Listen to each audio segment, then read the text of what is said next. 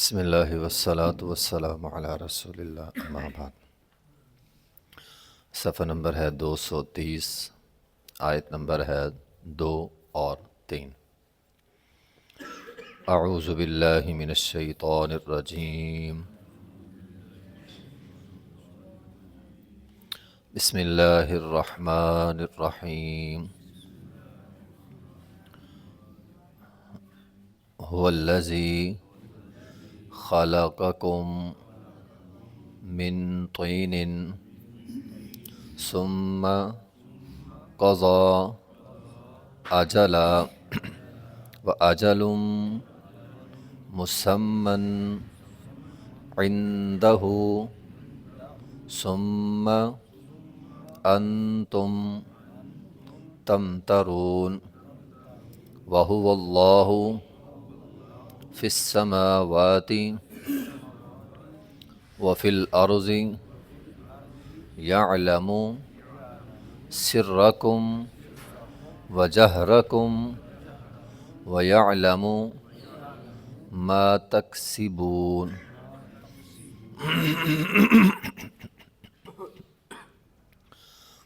هو الذی، اللہ وہ ذات ہے، خلقکم، جس نے تمہیں پیدا کیا، من طین، مٹی سے، ثم قضا اجلا، پھر اس نے مقرر کیا ایک وقت، و اجل مسمى، اور ایک اور وقت مقرر ہے، عندہ، اس اللہ کے پاس، ثم، پھر انتم، تم تمترون، شک کرتے ہو، اس کے باوجود تم شک کرتے ہو، وہو اللہ، وہی اللہ ہے نا، فی السماوات، آسمانوں میں، وفی الارض، اور زمین میں، یعلم سرکم وجہرکم، وہ جانتا ہے جو کچھ تمہارا پوشیدہ ہے اور جو تمہارا ظاہر ہے، وَيَعْلَمُ مَا تَكْسِبُونَ، اور وہ جانتا ہے جو تم کماتے ہو، جو تم کرتے ہو۔ کل ہم نے پڑھا کہ تمام تعریفیں اللہ کے لیے، تمام تعریفیں اللہ کے لیے کیوں ہیں؟ کیونکہ هو الذی خلقکم، وہی اللہ جس نے تمہیں پیدا کیا، من طین، مٹی سے۔ تخلیق انسانی کا سب سے پہلا جو مرحلہ تھا وہ یہی تھا کہ انسان کو اللہ تعالیٰ نے مٹی سے بنایا۔ انسان کی اصلیت، یا آپ یوں کہہ لیں انسان کی اوقات، ہماری اوقات مٹی ہے، مٹی زمین، زمین ہماری اوقات ہے۔ حدیث کے اندر آیا ہے، ابو داؤد کی حدیث ہے، نبی علیہ الصلوۃ والسلام نے آدم علیہ الصلوۃ والسلام کو جب پیدا فرمایا تو زمین سے ایک مٹھی مٹی لی، ایک مٹھی زمین سے مٹی لی، اور اس سے اللہ تعالیٰ نے آدم علیہ الصلوۃ والسلام کو پیدا کیا، اور فرمایا چونکہ مٹی زمین سے لی تھی، اب انسانیت کا مزاج مٹی کے مطابق ہے۔ جس طرح مٹی رنگ میں ہوتی ہے، بعض جگہ کالا رنگ ہے، گندمی رنگ ہے، سرخ رنگ ہے، سفید رنگ ہے، علاقائی مٹی ہوتی ہے، اسی طرح انسانوں کے رنگ ہے، کالا، سرخ، سفید، گندمی رنگ، اس طرح انسانوں کے رنگ۔ جس طرح مٹی کا مزاج ہوتا ہے، نرم مزاج ہوتا ہے، مٹی بعض اوقات سخت بھی ہوتی ہے، پتھریلی بھی ہوتی ہے، ٹھیک ہے، پہاڑی علاقے میں جو مٹی ہوتی ہے وہ پتھریلی مٹی ہوتی ہے۔ اسی طرح انسانوں کے مزاج ہیں، نرم مزاج ہے، سخت مزاج ہے، بعض لوگ سخت، انتہائی سخت، پتھر کی طرح دل سخت، ٹھیک ہے نا، انسانوں کے مزاج ہیں۔ تو اچھی مٹی بھی ہوتی ہے، گندی مٹی بھی ہوتی ہے، اسی طرح انسان اچھے بھی ہوتے ہیں، برے بھی ہوتے ہیں۔ تو مٹی کے مزاج پر انسانیت کا مزاج ہے۔ ایک مقام پہ اللہ تعالیٰ نے فرمایا وَلَقَدْ خَلَقْنَا الْإِنسَانَ مِنْ سُلَالَةٍ مِّن طِينٍ، ہم نے مٹی کے جوہر، اس آیت میں مٹی ہے، وہاں سلالہ کا لفظ ہے، مٹی کا آپ عرق سمجھ لیں، اللہ تعالیٰ نے مٹی کے عرق سے، مٹی کے جوہر سے انسان کو جو ہے وہ پیدا کیا ہے۔ تین اس مٹی کو کہتے ہیں جس کے اندر پانی ملا ہوا ہو۔ تراب وہ مٹی ہوتی ہے جو خشک ہوتی ہے، تین وہ مٹی ہوتی ہے جس کے اندر پانی ملا ہوا ہے۔ اگر ہم غور کریں، ہم تو یہ سمجھتے ہیں کہ ہم تو نطفے سے پیدا ہوئے ہیں، انسانیت کی تخلیق تو نطفے سے چلتی ہے، قرآن مٹی کہتا ہے، اصل میں ہم مٹی سے پیدا ہوئے، اس سے آگر جو ہماری تخلیق کا سلسلہ چلا نطفے کے ساتھ، وہ بھی در حقیقت مٹی سے نکلا ہے نا، غذا نکلتی ہے، غذا کھاتے ہیں، انسان کے اندر صحت آتی ہے، نطفہ بنتا ہے، انسان پیدا ہوتا ہے۔ تو اصل جو جوہر ہے وہ مٹی ہے انسان کا۔ اگر ہم قرآن کو سامنے رکھیں تو اللہ تعالیٰ نے قرآن میں انسانیت کی تخلیق کے 3 مراحل بیان کیے ہیں۔ سب سے پہلا مرحلہ تراب ہے۔ اللہ تعالیٰ فرماتے ہیں ان مثل عیسیٰ عند اللہ کمثل آدم خلقہ من تراب۔ تراب خشک مٹی کو کہتے ہیں۔ سب سے پہلے اللہ نے کیا کیا؟ اللہ نے خشک مٹی لی، خشک مٹی کے اندر اللہ تعالیٰ نے پانی ملایا، وہ تین بن گئی، پانی ملا ہوا مٹی، جس طرح آٹا گوندا جاتا ہے نا، اس طرح اللہ تعالیٰ نے اس مٹی کو بنایا۔ پھر اس مٹی کو چھوڑ دیا، فوراً نہیں بنایا۔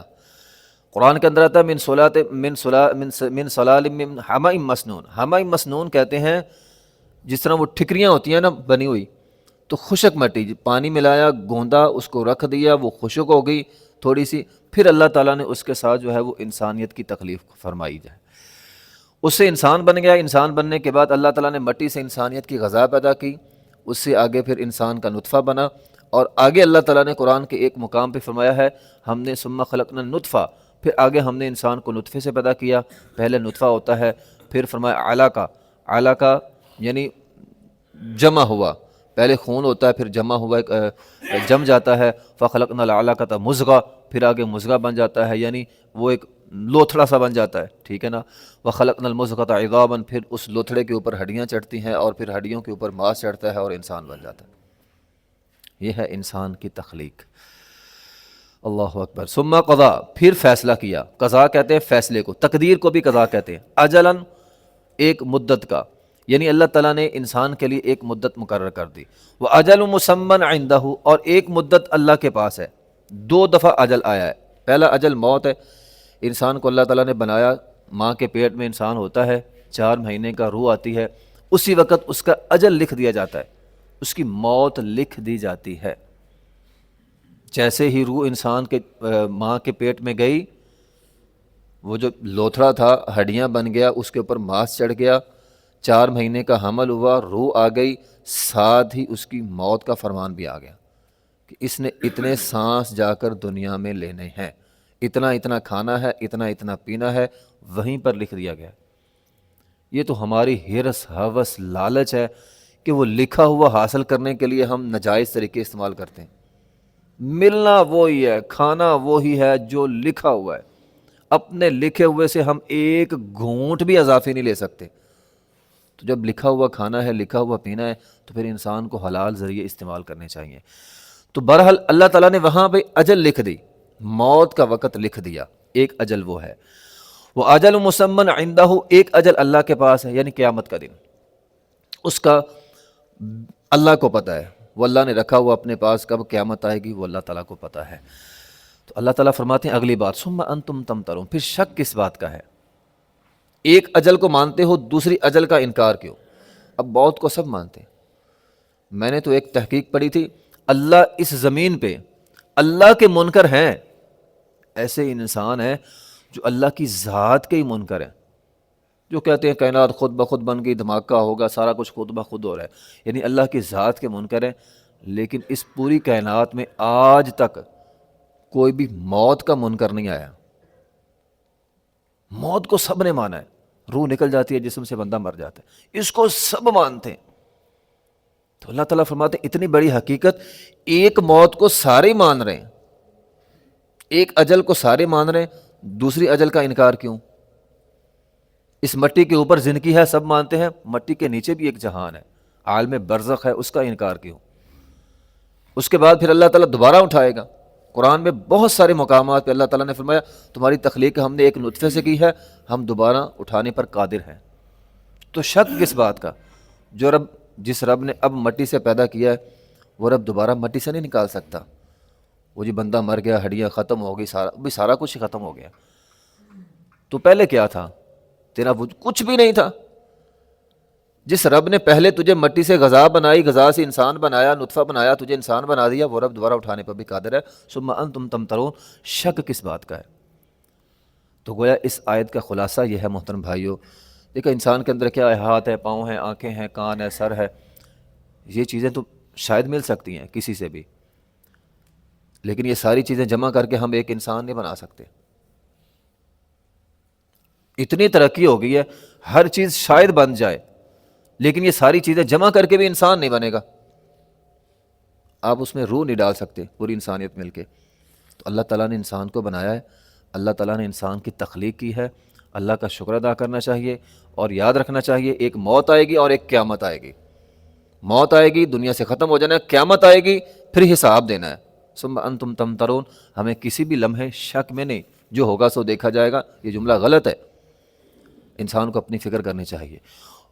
وَهُوَ اللَّهُ فِي السَّمَاوَاتِ وَفِي الْأَرْضِ، یہ بڑی اہم بات ہے۔ اللہ تعالیٰ فرماتے ہیں اللہ آسمانوں میں بھی اللہ ہے، زمین پہ بھی اللہ ہے۔ بعض لوگ یہ سمجھ بیٹھتے ہیں وہ جی اللہ تعالیٰ نے آسمان بنایا ہے، زمین بنایا، انسان بنایا، سارا کچھ بنایا، اب اللہ تعالیٰ جو ہے نا وہ الگ تھلگ ہو گیا ہے۔ اللہ تعالیٰ نے اپنے اختیارات کوئی اس کو دے دیا، کوئی اختیار اس کو دے دیا، کوئی اختیار اس کو دے دیا، اپنے اختیارات سارے بانٹ دیے، اب اللہ الگ تھلگ ہو کر رہتا ہے۔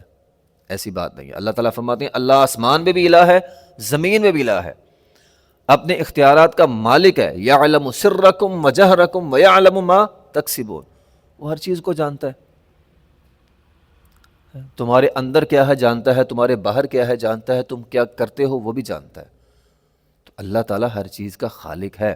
ایک مقام پہ وَهُوَ الَّذِي فِي السَّمَاءِ إِلَٰهٌ وَفِي الْأَرْضِ إِلَٰهٌ، کوئی دو الہ نہیں ہے، کوئی اللہ تعالیٰ نے کسی کو اختیار نہیں بانٹے ہوئے۔ آسمان پہ بھی اس کا حکم چلتا ہے، زمین پر بھی اس کا حکم چلتا ہے۔ اولاد اس کے حکم سے ہوگی، موت اس کے حکم سے ہوگی، رزق اس کے حکم سے ملے گا، سارے کام اللہ کے حکم سے ہوتے ہیں۔ اللہ اپنے اختیارات کسی کو نہیں دیتا۔ اور دوسرا، اس آیت سے بعض لوگوں نے یہ عقیدہ بھی نکالا ہے، باطل عقیدہ، اللہ ہر جگہ موجود ہے۔ اب اللہ زمین پہ بھی ہے، آسمان پہ بھی ہے، تو انہوں نے عقیدہ نکالا وحدت الشہود کا، اللہ ہر جگہ حاضر ہے۔ یہ غلط بات ہے۔ الرحمن علی العرش استویٰ، اللہ عرش کے اوپر مستوی ہے۔ اپنے علم، اپنی قدرت کے اعتبار سے اللہ ہر جگہ ہے، اور اپنی ذات کے اعتبار سے، اپنے وجود کے اعتبار سے اللہ تعالیٰ الرحمن علی العرش استویٰ آسمانوں کے اوپر ہے۔ ہاں قدرت طاقت کے اعتبار سے اللہ تعالیٰ ہر جگہ ہے۔ یعلم سرکم وجہرکم، اللہ ہمارے ہر چیز کو جانتا ہے، جو دلوں کے اندر چھپا ہے اس کو بھی جانتا ہے، جو ظاہر ہے اس کو بھی جانتا ہے۔ ویعلم ما تکسبون، جو ہم کام کرتے ہیں دن بھر رات بھر، اللہ سب کو جانتا ہے۔